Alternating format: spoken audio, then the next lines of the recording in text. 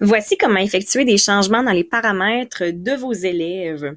Donc, vous allez cliquer sur la clé anglaise ici dans le coin droit de votre écran.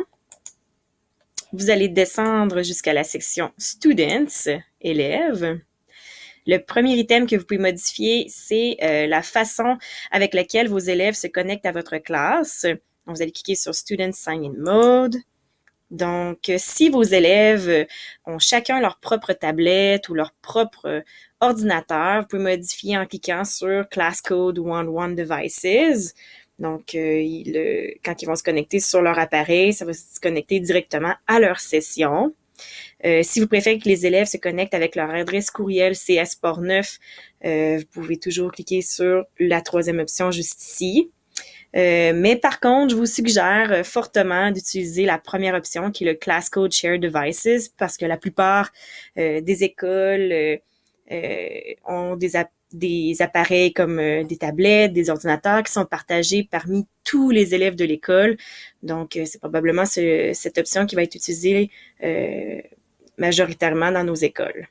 Si je reviens au menu, section élèves, vous pouvez aussi ajouter ou supprimer un étudiant ou une étudiante en cliquant sur Manage Students. Donc, vous pouvez ajouter un étudiant ici en inscrivant le nom, cliquez ensuite sur Add Student ou vous pouvez aller supprimer un élève en cliquant sur Remove Student from Class ici en rouge. On va revenir au menu, voilà. Vous pouvez aussi modifier l'accès aux élèves à mettre des commentaires ou à mettre des likes ou des j'aime aux travaux qui vont être publiés sur votre classe. Donc, par exemple, ici, si je le mets en vert, je vais activer le droit aux élèves de mettre des j'aime aux travaux des autres élèves.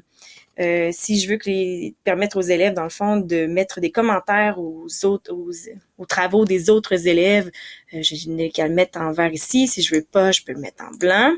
Et ce qui est intéressant, c'est que vous pouvez aussi contrôler, dans le fond, les commentaires qui vont être émis. Vous allez pouvoir les approuver avant de les publier sur votre classe. Donc, c'est une bonne façon de s'assurer que les commentaires des élèves soient bien pertinents. Je vais revenir à la section Students.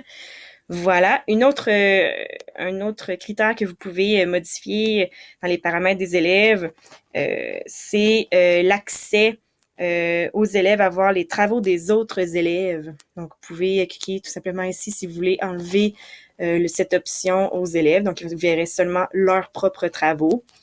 Vous pouvez aussi modifier la publication de nouveaux items qui approuvent votre approbation. Je vous suggère fortement de le mettre en vert parce que sinon les élèves pourraient publier n'importe quoi sur votre page, sur votre classe. Donc, c'est important que les travaux soient pertinents, que vous approuvez les travaux. Vous pouvez aussi modifier, dans le fond, si les élèves peuvent modifier eux-mêmes leurs propres travaux. Donc, si vous le désirez, mettez-le en vert. Comme ça leur permet de pouvoir mettre des petites corrections à leurs travaux qu'ils ont déjà publiés.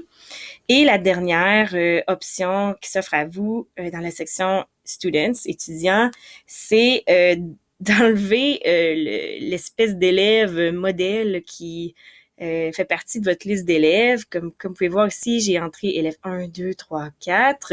Et il y a un élève qui s'appelle Sample Student. Donc, c'est un élève exemple qui fait partie de ma liste d'élèves. Si je ne le veux pas, j'ai seulement l'enlever comme ceci et il va disparaître. Donc, vous connaissez maintenant les paramètres que vous pouvez modifier par rapport à vos élèves.